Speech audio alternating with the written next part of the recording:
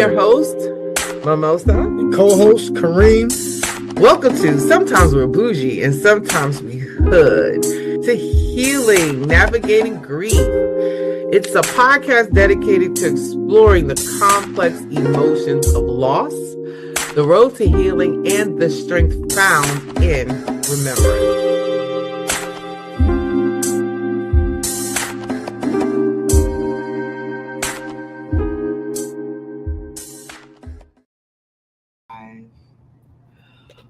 Welcome in, and welcome to Sometimes We're Boujee. Sometimes we hood. It's a podcast dedicated to exploring the complex emotions of loss, the road to healing, and the strength found in remembrance. I'm your host, Auntie Mimosa. Hey, this is Cousin Kareem. What's going on? And whether you're in the depths of grief, slowly learning to live with loss, or supporting someone in their journey, this space is for you. Grief is deeply personal. There is no timeline, no rule book, no right way to navigate it. But through shared experiences, honest conversations, and moments of reflection, we can find comfort, understanding, and hope. In today's episode, we talk about the silent, often invisible weight of loss and the strength it takes to carry it. We're diving into a conversation that's raw, real, and rarely talked about in the open: grief and addiction. Whether you've lost someone to addiction, are in recovery yourself while grieving, or love someone who struggles, this episode is for you. Grief alone is hard enough. Addiction alone is hard enough. When they coexist, it can feel unbearable, but you're not alone. Let's start by unpacking the layers. Today's episode is Grief and Addiction, the Weight We Carry. Cousin Kareem, what are your thoughts?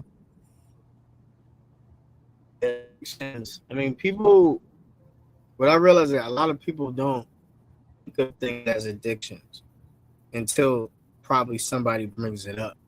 Mm-hmm. I mean, because they don't think of it as something negative.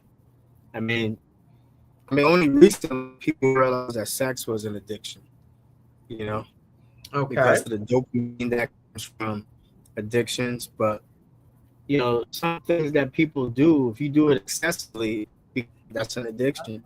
I guess it's a definition, but, some people, like I said, if it doesn't seem like it's a bad thing, like you're not like hurting somebody, you're hurting yourself or somebody else. Yeah, people say, oh, it is. But I think people need to be careful of what their, addictions that pop up. Overconsumption. You are very choppy. Am I? Yes. Oh, man. I apologize. What's going on with your bandwidth? And I'm choppy. Jeez. Hey, Chloe. Yes, you're choppy. Your bandwidth. What's going on with your bandwidth? Sorry. What's going on with that? No. I'm gonna keep talking till you get that figured out. Okay. Yeah. So, we're talking about understanding grief and addiction, right? So, of course, there are three types of grief: anticipatory grief, ambiguous grief, and disenfranchised grief. And Chloe, don't laugh at us, okay? Anticipatory grief occurs before a loss actually happens. It is the emotional pain and mourning experienced in advance of an expected loss, such as the impending transition of a loved one due to a terminal illness. And the key features of anticipatory grief is that it begins before the actual transition of loss. It involves preparing emotionally for the separation, and it includes sadness, anger, anxiety, and guilt, and often seen in caregivers or family members of someone with degenerative conditions such as Alzheimer, cancer, dementia, and other things. So when we're talking about anticipatory grief, I was saying this earlier while I was on TikTok. So I was on TikTok ahead of you. I kind of went on earlier to kind of get Okay. things rolling. And I'm going to say welcome in to everyone that is on TikTok. Welcome to Sometimes We Bougie, Sometimes We Hood. So anticipatory grief, I know this one all too well. Okay. And I think a lot of us know this one all too well. And that one I experienced with my mother and my grandmother when they were about to make their transition. Okay. I experienced that with them because one, my mother first, because she had cirrhosis of the liver, where she only had maybe about 5 to 10% liver function. And then, um, woohoo, way to go, Chloe. Um, Come on, my phone is acting ridiculous. Um, there we go. Um, and my with my mother because she had what I would say she had stage 4 renal disease, kidney disease. She had cirrhosis of the liver, where she only had maybe like 5 to 10% liver function, and Mm. then of course my mom had her right leg amputated just below the knee. Okay. So my mother was no longer the very vibrant person, funny person that she used to be. Welcome in, Deborah. Um, Before she transitioned, and then she kind of reverted a little bit mentally. She kind of reverted backwards when she was in a nursing home. Not 100%, but I can tell you, I remember either funny story real quick, and then we're gonna move forward.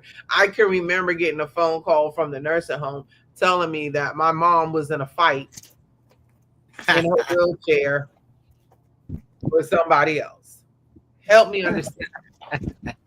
Help me, y'all. She's in a nursing home. She's in a wheelchair. The lady she's fighting in the wheelchair. That was hilarious. Okay, help me understand. I don't know, but anyway. It was a So traffic jam. That's why. it's a traffic jam. So cousin Kareem said it was a traffic jam. That's the reason for the fight in the wheelchairs. I don't understand. Yes, they do. They be cracking me up in nurse homes. But I went through that grief with her, mourning her while she was alive because she wasn't her normal self from what I remember. Okay. And then the same with my grandmother. When my grandmother got sick, and she ended up becoming bedridden, and then it was things that were going on where she had some slight dementia taking place in her mind. She wasn't her same self. The fact that she could get up and move and cook and do things, you know what I'm saying? So I experienced that anticipatory grief both with my mother and my grandmother. So I know I definitely had know firsthand what it's like. And those of you listening on TikTok, again, thank you for coming in. I appreciate you. Please take care of your business. Do your daily heart meet. Share the live out. Tap the screen 2 times. Get your extra coins. Tell me where you are. Tell me where you are. Love to interact with one another on here.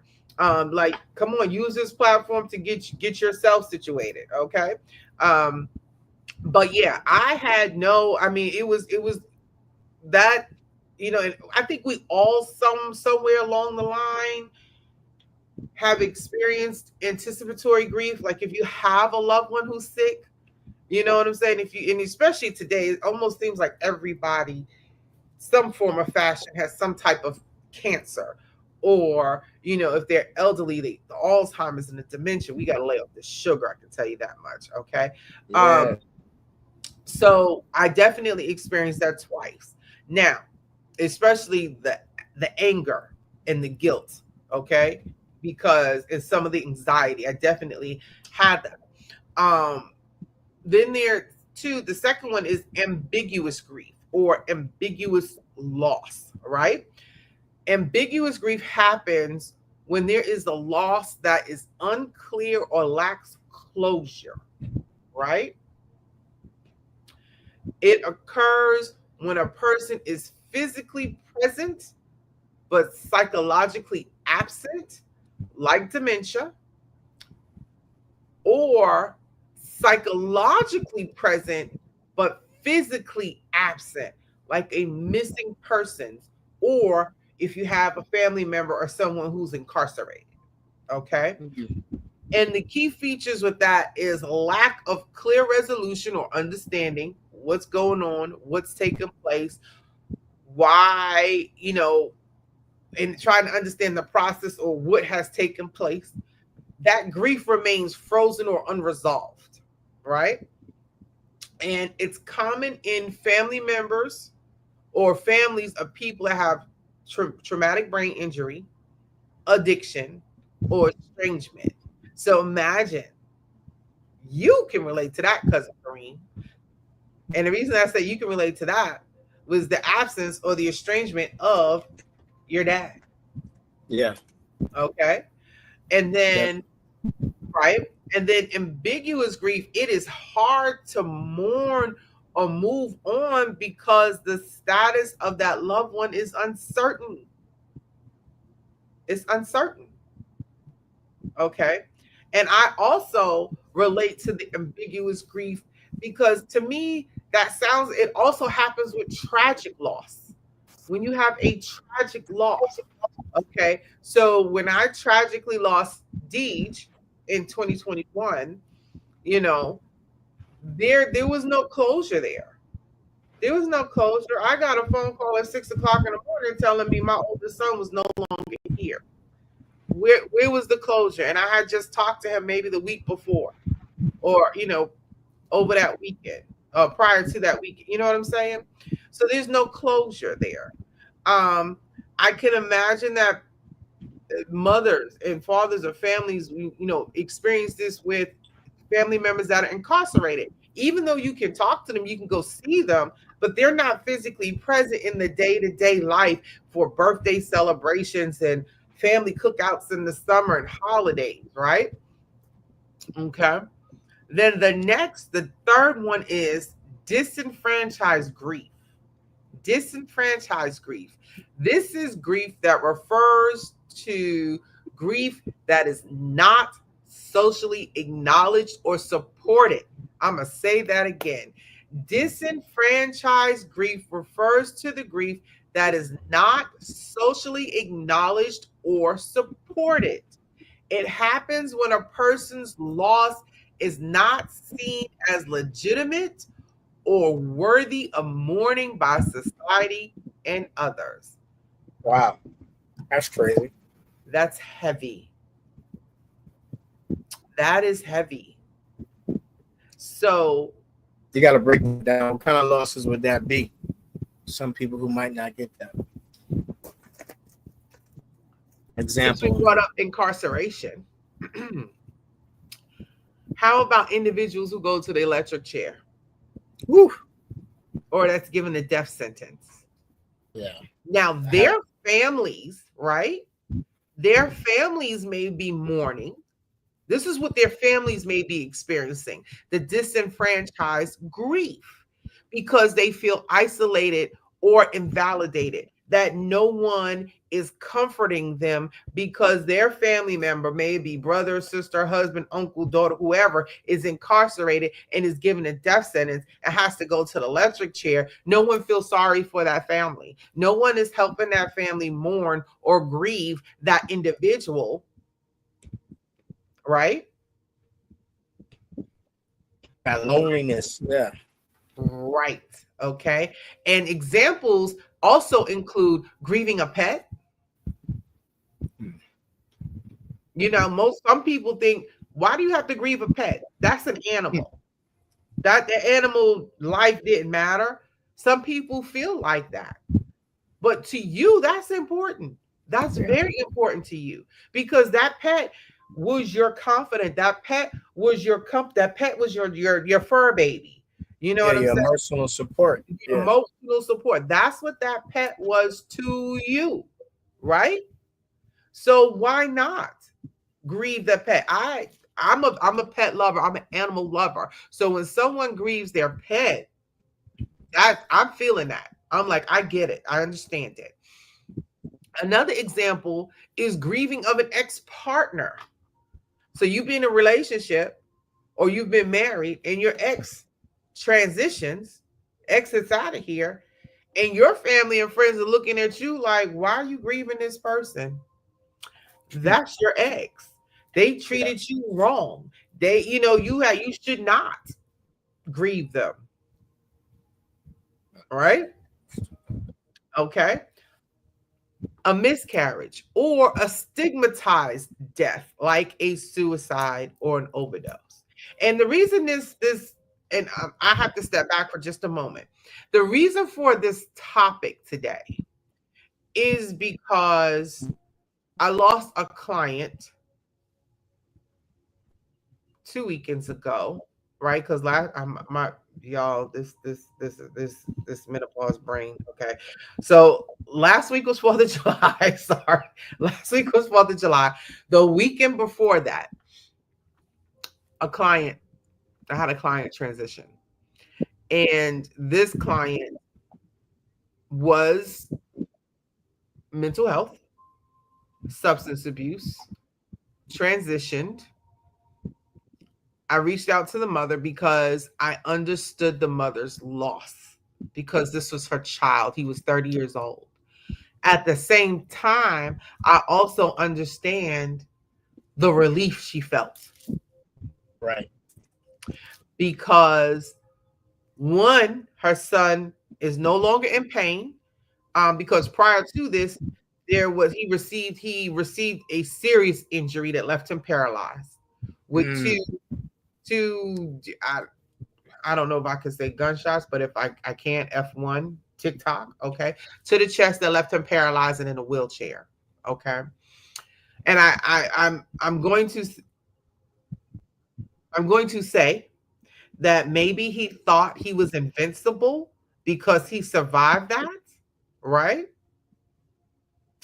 And then there was another time he went in the hospital behind smoking a cigarette, knew he wasn't supposed to do it because his body couldn't handle it. And then he went through physical therapy and gained enough strength to utilize his wheelchair and wheeled away from home twice. wow. Twice. The first time they found him, he went back in the hospital. The second time, he did not come out the hospital. And as a case manager, my heart is broke for not only the mother, but for this situation because this and my team, because we did everything we could to get this individual on the right path, the talks, the coaching, to get him to see that his life was worth so much more. But again, when you're dealing with someone with mental health, whether they're schizophrenic, bipolar, manic depressive, what have you, you know what I'm saying? Yeah. It's a weight that's for you as a Right. caregiver. Am I choppy still? Yes, a little bit, but go ahead. Oh, Mm-hmm. okay, let me try. Trying to work it on the backside. Mm-hmm. For like the caregiver side, it's like even for somebody who is trying to help and assist with somebody transitioning from an institution. When I say institution, I'm not just talking about prison. I'm talking about people getting out of the military too. It's like trying to. I was ever in the military, but I deal with people getting out of the military a lot. And the transition from military life of giving orders and expecting results to civilian lifestyle where you give an order and somebody might curse you out is so it takes a minute to get used to come out of that lifestyle where Right. things are there for you. And you have to, as the person on the side, you have Mm-hmm. to handle those things. I don't want to say delicately, but you got to handle those things with some form of empathy, but also with some form of firmness because some people wallow in that. And then with that, now the anger comes. Like, why can't you just adapt? Like, this was coming. Adapt. Like, adapt and overcome, adapt and overcome. And, I look at some situations, and it's just the stepping back from allowing the person to just fall back, constantly keep falling back into their own form of grief, Mm-hmm. about the situation. Like you said, Right. they're in a wheelchair. It's like, oh, woe was me. Yes, I understand empathy wise, but at the same time, what are Mm-hmm. we going to do now going forward? We can't keep taking one step forward, four steps back. Right. It's like, how do you deal with that as the Mhm. person who's not going through it in trying to be the supportive person, but without trying to be too harsh to be like, no, I gotta push you, like I gotta pull you, like we Right. gotta do this thing because yeah, you gotta do things, learn to do things on your own, and Mm-hmm. it's a serious question for Right. some people who never been in that situation before. They're just looking out from the outside, like, what's your problem? Like, and you, of course, you're in it as a second person or the side person. Mm-hmm. You have a different opinion that you can't even express, like why you're going through it or why they're going through it. But Right. the third person looking in on it, they never experienced it. So I think that's what it is. Experiences bring on a whole different picture, Mm-hmm. from that viewpoint. Right. So with this, and right, and it's difficult when you're in it, when you're in with dealing with individuals that have mental health and some type of, and they might feel invincible, that nothing can happen to them, and they keep, as they say, they keep pushing that envelope, right? So with disenfranchised grief, again, this is grief that refers to, or grief that is not socially acknowledged or supported. Okay. Another thing is that this can occur in marginalized communities where grief is dismissed, overlooked. So culturally, in some cultures, this grief can be overlooked. Like, why are we grieving? We're not supposed to be grieving. And then, of course, addiction as a chronic illness is not a moral failure Right. under disenfranchised grief. So the transition of my client is looked at from that last one. Addiction as a chronic illness is not a moral failure. So where I'm empathetic in understanding or comprehending what my client's mother is going through, others are not, right?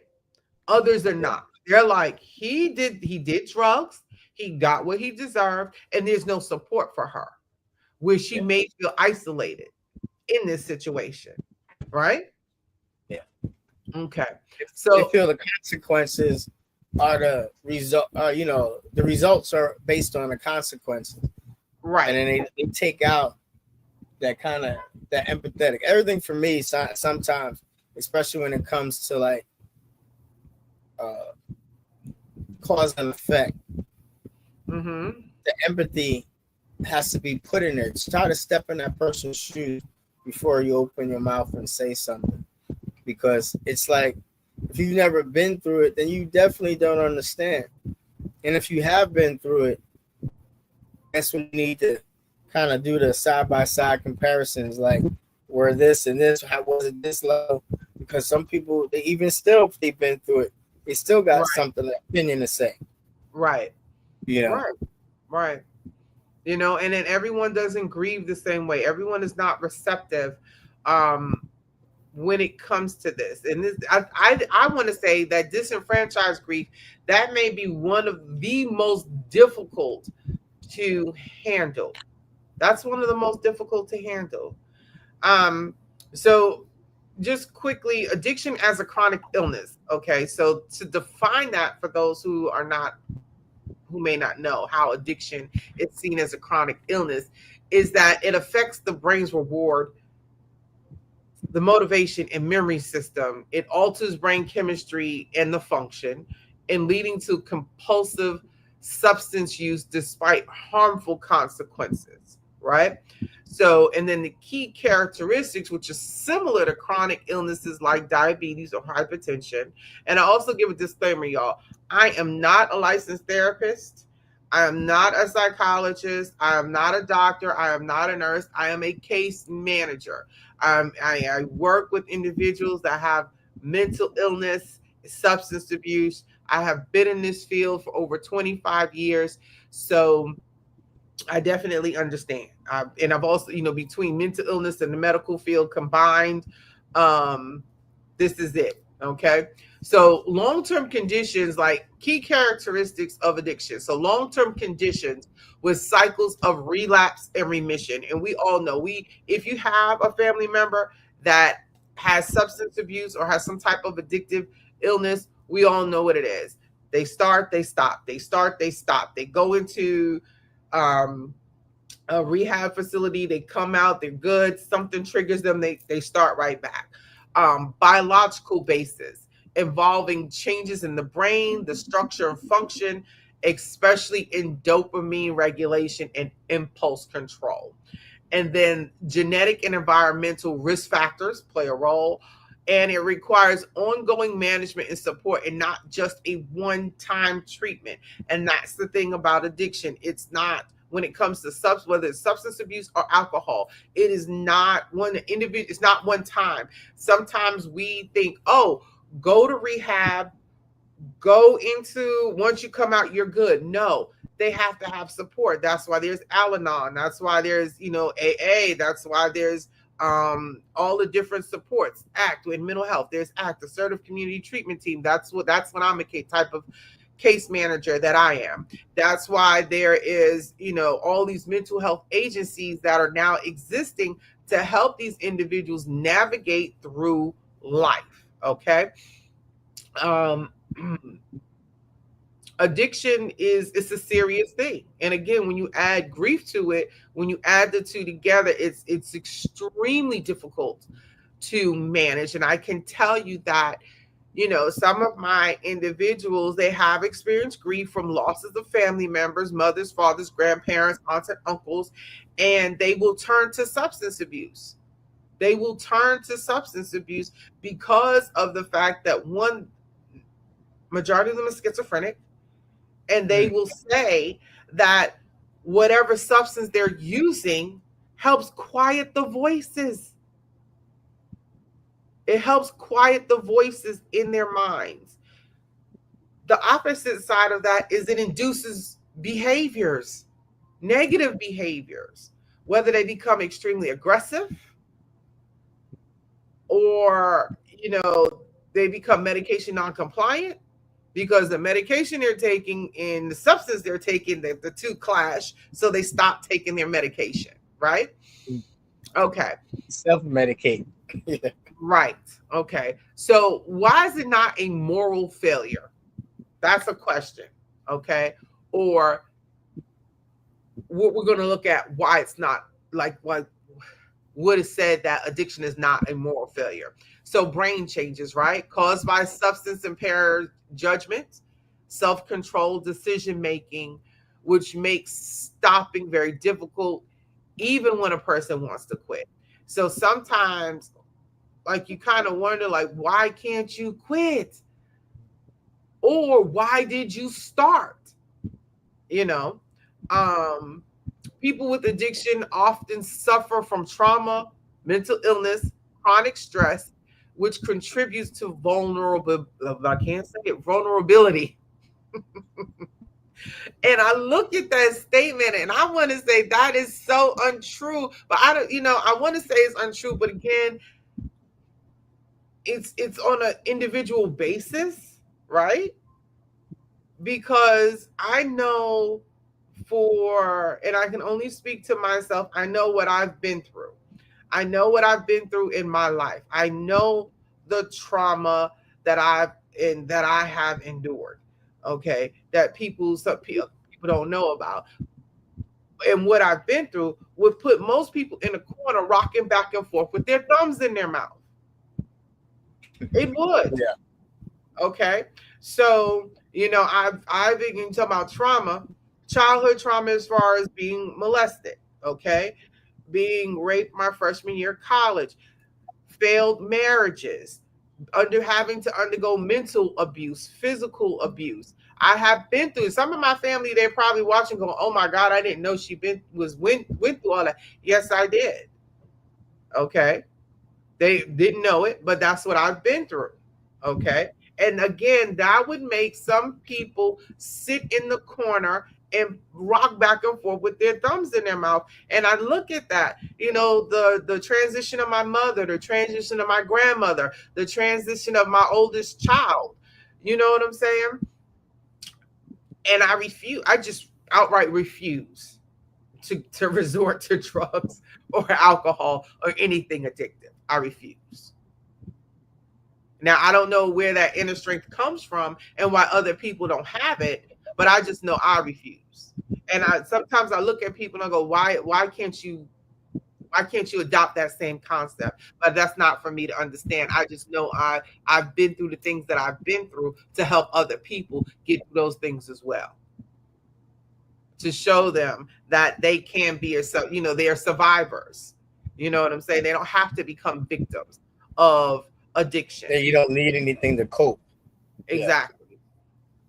You know, viewing addiction as a moral issue leads to stigma, shame, and punishment rather than treatment and recovery.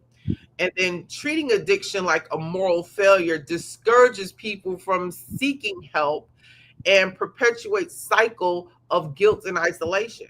So when we look at addiction in individuals, it's and I can understand, because sometimes family members get tired. They get tired of singing the same song about getting help and going to therapy. And then you have those that just don't have the support. They don't have it. Yeah. You know, they don't have it.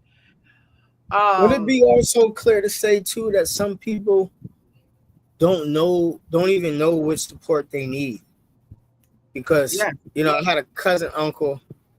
Um, he was his father was alcoholic. He became an alcoholic. He messed up my only birthday party, and I'm not really sure, but it took him years to get off that addiction. Alcohol addiction. I'm not sure actually it's something that's hit him one day and just told him to, like, I need to stop. Mm-hmm. Like, we were there trying to support him, at least from my age group. I thought I was there trying to help him support him. Some of the elders were trying to be there, support him, some of the other cousins. It's just that when that trigger, when you say like identifying your trigger, some people don't know what their trigger is, or they don't care what their trigger is. They just, I gotta go do it now. It's like, like they don't care that they know the trigger. They just Right. know that I got a solution for when my trigger hits. This is what I'm going to do, and I'll just deal with it the next day.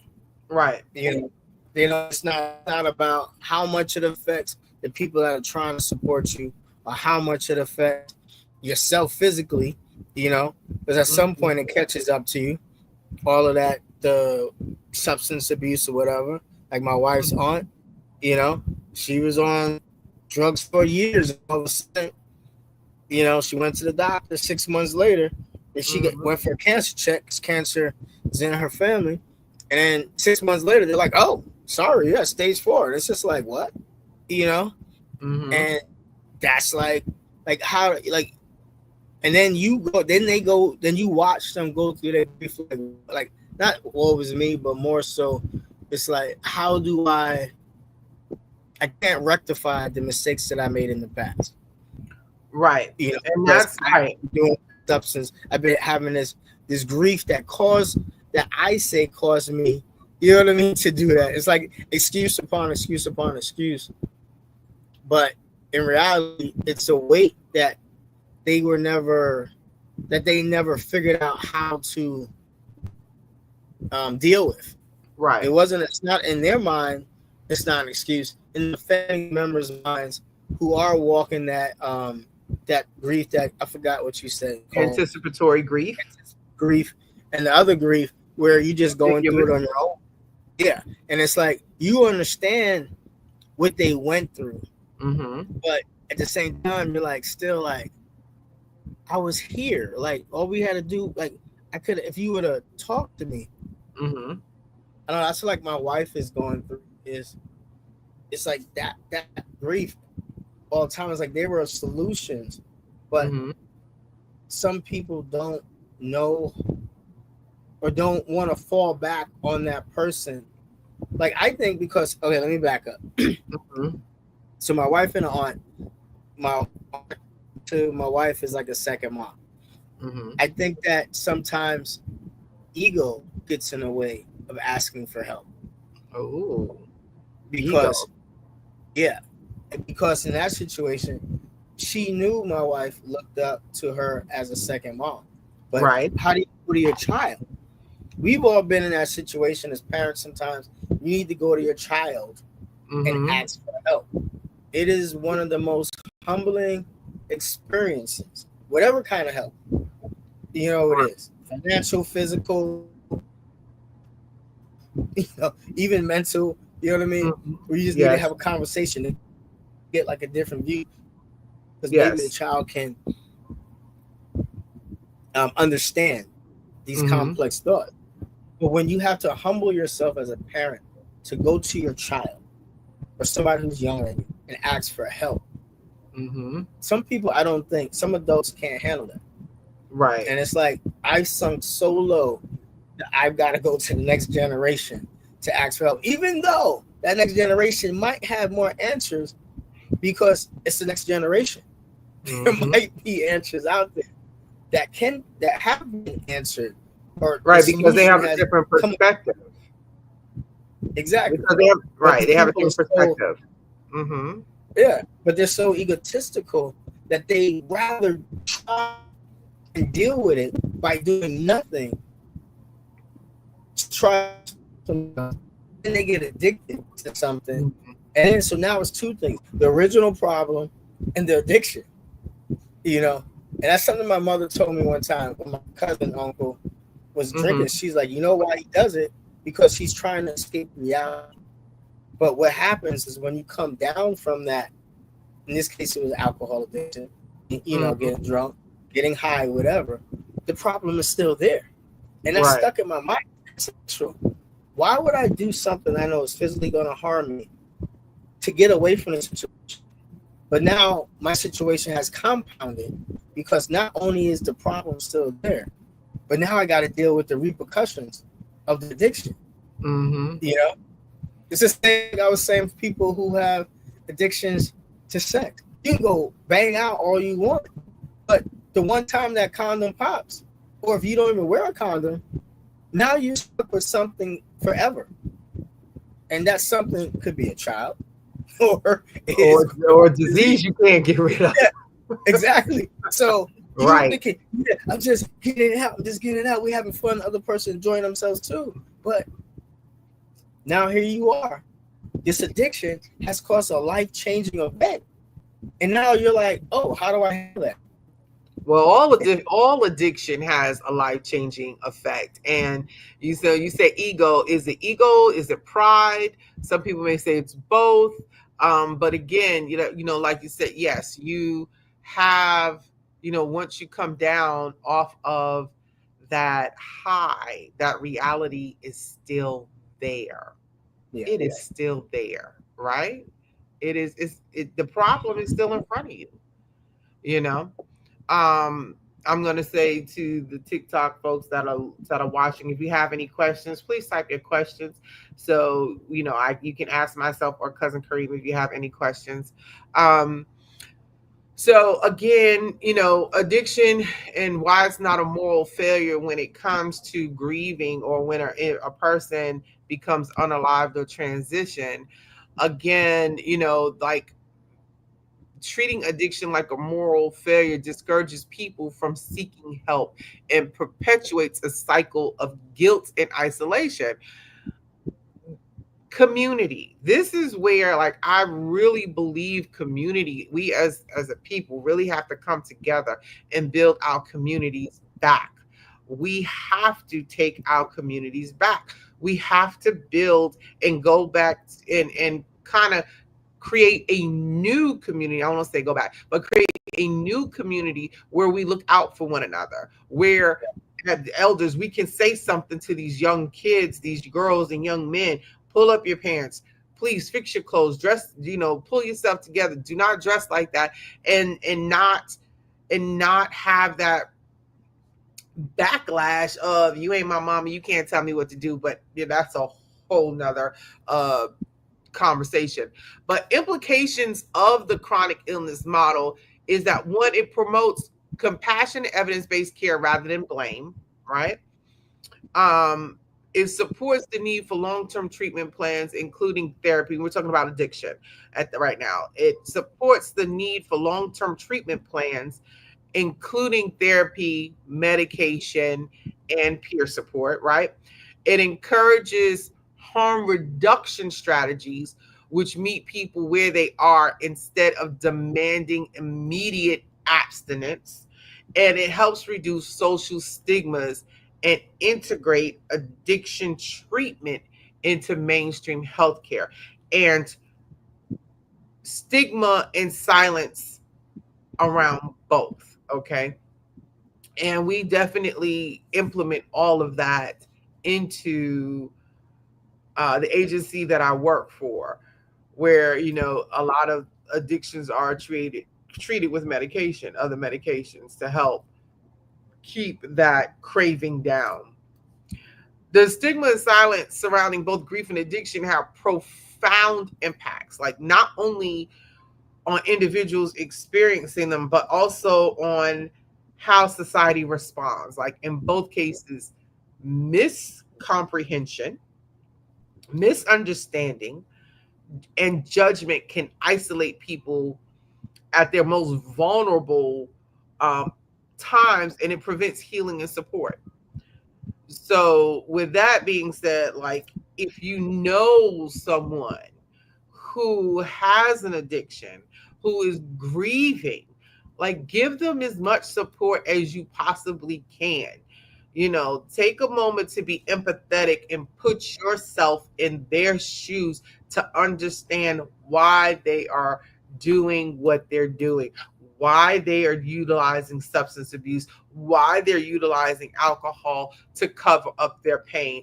Consistent and constant encouragement for treatment. And the thing about it, it has to be a gentle push, okay? Not the forceful push that a lot of people tend to do. It has to be a consistent, gentle push with them, okay? And then eventually they'll move over and be like, I think I'm gonna go to rehab today. Okay. It does work. It doesn't always work, but it does work, and it may take some time to work. It might take 2 years, it might take 3 years, but it does eventually get that person to rehab. So let's transition to like the stigma and silence around grief, especially when it comes to ambiguous, disenfranchised, or anticipatory grief, and how it shows up, right? So, and cousin Kareem and I talk about this often, and we have said this. People are often told to move on and get over it. That is the absolute worst Worse. thing you can tell somebody who is grieving. You have no right to tell anyone to move on and get over it.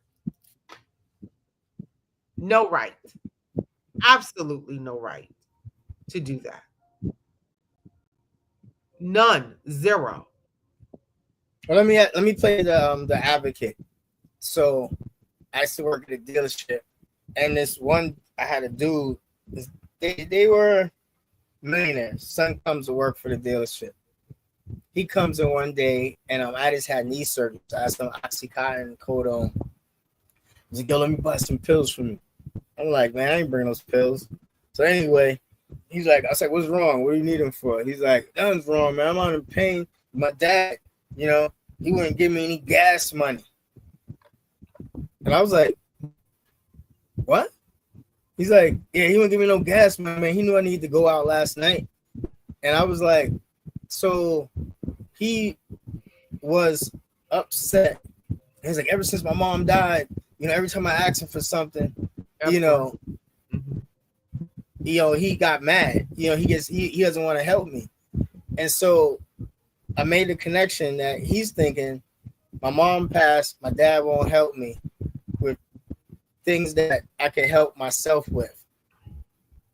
So how, you know what I mean? So in that situation there, it's like, how do you be gentle to try to let this person realize you're an adult, your dad's an adult.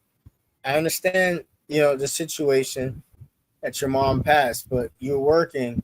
Why is your dad responsible for your budget? Which gas is part of that, you know? Like you wanted this vehicle that you don't need a big vehicle. You're single. And now you're upset that you don't have the money because you spend it all on drugs and partying to fill it up so you can go out more and have more fun. You know, it's like those little tiny situations. How do you deal with that without being too judgmental? You know, just walk away. Did That that is come? I hope it didn't come in chat. so that is definitely a gentle push for get yourself together. Not necessarily move on or get over it, but Oh, get okay, yourself together. that Um, makes more sense. that's one of those situations where you kind of have that conversation and you say, okay, let me understand something, right? You're coming to me, you're asking to purchase or for me to give you one of my pain pills because you're upset, because your father would not give you gas money to go out. And then you just be quiet and kind of look at them for their answer to Let them see, try to figure it out, right? Yeah. right, see if it computes that what they're saying does not make sense, right? Okay. And if they don't, and if they keep going, blah, blah, blah, blah, blah, blah, blah, blah, say it again. I want to make sure I'm understanding you clearly. You're saying to me, this is what you want me to, and if even if you have to do it several times to where then it clicks in their mind that that makes no sense, what I'm asking. Yeah. I think it's hard for people. I shouldn't say. I've talked to some people who have, you over here in the office and somebody's talking to them about a grievous situation, and the other person sitting back there like, I don't know how to approach it because the confusion of the grief of losing a pet versus the situation I was talking about with the gas money. It's like some people put that all on one pile. Like I'm being opinionated. I don't want to be opinionated, so I'm just not gonna say nothing because I don't want to feel opinionated. Like in the situation with the kid or the child who wanted the money for gas, it's different than you losing your pet and saying get over it, like grow up. You know what I mean? Those are two different situations. But some people, when they're put in a situation to try to assist, they might combine the two out of confusion of Well, being, like I said, just over. right, and that's where emotional intelligence comes in, like knowing the real, like really emotional intelligence. And I honestly believe everyone should either take a course or read a book about emotional intelligence and how to put it into practical use, because I believe that's one of the things we lack in society is emotional intelligence. We don't, and where we are now with this rush, I want instant gratification, emotional intelligence is out of the window. Yes, you know it Come for me if is. you want to. That's all I have to say. Come for me. Yes, I said it. Come for me. I don't care. You know what I'm saying? I really don't care. Yes, I said it. So to go back to stigma and silence around grief, especially ambiguous, disenfranchised, and anticipatory grief.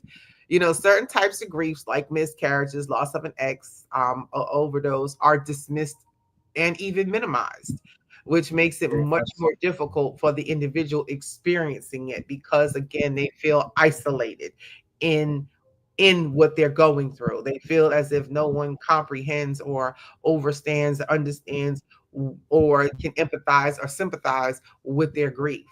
Mourners may feel pressure to hide their pain or even to avoid making other, to avoid making others feel uncomfortable because yeah, they may talk about it or want to talk about it and the people around them feel uncomfortable. And it's in we as a society, I want to say certain people, how do I want to say this? We have an ear for certain people, right? And then there's in our networks, in our circle, and then we do not have an ear for certain people. Does that make sense? Like we'll yeah. be willing to listen to someone who's close to us about their pain that they're going through and comfort them. But when it comes to a colleague or coworker or a stranger in or a stranger, we're not willing to listen. But Mm. that's what we want to do, the get over it. You should be over it by now. But that's unfair to them. That's unfair. Okay. And cultural norms may discourage open expression of emotion or vulnerability. Okay. I couldn't get it out. Um, and there's consequences behind that: isolation, loneliness, unprocessed grief, right? There's an increased risk of depression or prolonged grief disorder. Did you know you bet y'all didn't even know that? Hey, Lady V. There's a prolonged grief disorder, and then a lack of public rituals or community support. Those are the consequences behind the stigma and silence around grief when it comes to addiction. Okay.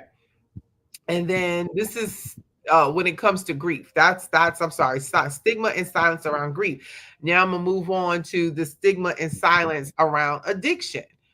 And that's rooted in misconcepts that addiction is a moral failure and not a medical condition. And it's associated with criminality, weakness, or bad behavior. And that's what a lot of times people associate addiction with. And how does it show up? People with addiction are often blamed or shamed. And that's, think about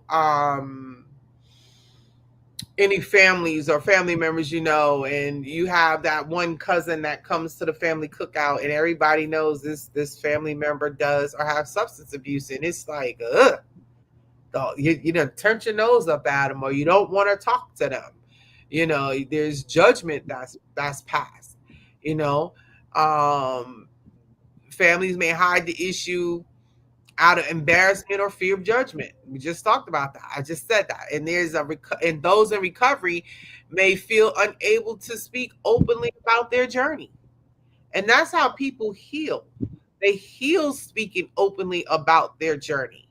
And then of course, media portrayals don't help, right? TV does not help how they portray addicts. It reinforces harmful stereotypes. And that's sad because, for all you know, the family member, the cousin, the uncle, the auntie, the grandma, who is all you think may have it all together, right? Maybe slipping in the bathroom or slipping in her car, his car. But what you see on the outside is a display of them having it all together because they're hiding it. And the consequences behind that is a delay or an avoidance of treatment. They lose employment, housing, social support because their money is going out the door. There's an increased risk of overdose or unaliving due to the fear of seeking help and the marginalization or criminalization instead of care, Mm. right? Yeah, that's a big part. Go ahead. Yes, go ahead. Nope, go, because we have about a couple of more minutes before we close. No, that's good. That's good. Just go ahead. Go ahead. Go finish up. Yeah. I'm about to Just say, because there will be a part two to this, because you have no idea like how much more information there is when it comes to grief and addiction and the weight we carry, because so many families are dealing with this, so many people are dealing with this. And again, I dedicate this show to my client and his family. Due to HIPAA, I am unable to say their names. Okay, but I dedicate this part one and part two to my client, who transitioned as a result of overdose. And my support goes out to his mother. And like I said, I reached out to her, I called her, and I let her know that, like, if she just needed to call me and cry on the phone, I was there for her, because I understand what it's like to lose a child. And on the other side of it, I do understand the relief she feels. I understand that relief, because now she no longer has to worry about where her son is. She no longer has to worry about his medication and his schizophrenia. And when we come into that, when the team is the team of case managers, when we're coming because we come unannounced, she no longer has to worry about that. She's free of yeah. that. She's free of being a caretaker. So I understand that. So with that, any final thoughts before I close, cousin Kareem? Be more empathetic. Just be more empathetic. If you don't know what empathy means, look it up for yourself. It shouldn't be a point in time right now. It's not like olden days like we were. We had to grab the dictionary. You can go straight to Google, Chat GBT, whatever. If you don't know, don't understand the word, look it up. Take it to heart. Be empathetic. That's what's missing in this world. Too many people are just pushing people in boxes and corners and not even thinking about who they are and what they are about, and don't even care to know. Be empathetic. That would help tremendously. All Right. you religious people don't understand what empathy is. Do unto others as you would have done unto you. That's plain and simple. Put it like that. Get out your own self. Get out your own way. Mm. Be empathetic towards everybody. Cousin Kareem has spoken. He said, be empathetic all the way. All righty. So if you're struggling with addiction, please reach out. Resources are available. You are not alone. You can go to any one of my social media pages, DM me. I have a host of resources, regardless of what state you in. I will find your resources for you. Okay. So thank you for joining us today on this journey through grief and healing and remembrance. Grief is not something we simply get over. It's something we learn to carry, something that shapes us, and something that teaches us about love and resilience. As you move through your own process, remember to be patient with yourself. There's no timeline, there's no right or wrong way to grieve. Honor your feelings, embrace the memories, and allow yourself space to heal in your own time.